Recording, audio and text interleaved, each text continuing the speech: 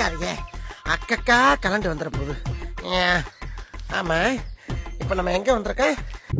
Hi guys, S அதுதான் கடைசியாக நம்மளுக்கு நடந்த நிலமை. ஆனால் இன்றைக்கி நம்ம ஒரு குட்டி ஹைக்கிங் வீடியோ பார்க்க போகிறோம். இன்றைக்கி ரொம்ப பழமையான ஒரு கோயிலுக்கு போகிறோம். 1860 கட்டின வெள்ளைக்காரனுங்க ஆட்சியில் இருக்கிறப்ப ஒரு கட்டின கோயில். அந்த கோயிலுக்கு நம்ம போக போகிறோம். ஆக்சுவலி இந்த கோயில் போகிறதுக்கு முன்னாடி 2 குட்டி கோயில் இருக்கும். ஸோ நம்ம ஏறினோடனே குட்டி கோயிலில் அந்த கோயிலில் கும்பிட்டுட்டு ஓகே நம்ம பயணத்தை ஆரம்பிச்சிட்டோம்.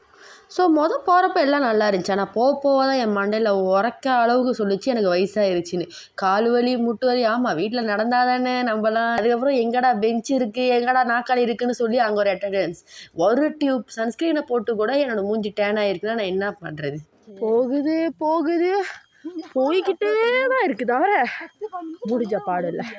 நீண்டுக்கிட்டே தான் போச்சு. எவ்வளோதான் ஏன்னு கடைசியில் தான் ஒரு சைன் போர்டை பார்த்தோம். அதுக்கப்புறம் நடந்து போயிட்டு இருக்கு, ஏதோ பளிச்சுன்னு அடிச்சிச்சு. பார்த்தா 2வது கோயிலும் வந்துருச்சு.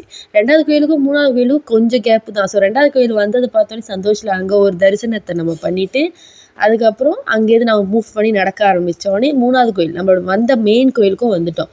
அந்த கோயிலை பார்த்ததுக்கப்புறம் இவ்வளோ தூரம் நான் நடந்து வந்து எந்த ஒரு தூரமும் எனக்கு பெருசாகவே தெரியல. இந்த கோயிலை பார்க்குற ஒரு நொடிய வரலாறு மட்டும்தாங்க பேச்சு. 165 வருஷம் பழமையான கோயில் இது.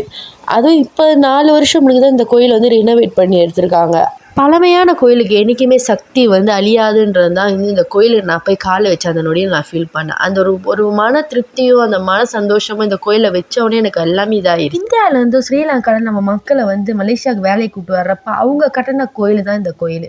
ஒரு நாள் இந்த கோயில் ரொம்ப பழமையாயிருச்சு, ரொம்ப மேலே இருக்குன்னு சொல்லி இடிக்கிற அளவுக்கு வந்தப்ப இந்த கோயிலேருந்து ஒரு துரும்ப கூட அசைக்க முடியாமல் இருக்கப்ப வெள்ளைக்காரன் நம்பிக்கிட்டே இந்த கோயிலை கொடுத்துட்டு போனால் நம்ம பூசாரி ஐயா சொன்னப்போ தான் இந்த கோயில் உண்மையாலே எந்த அளவுக்கு ஒரு பவர்ஃபுல்லான கோயில்.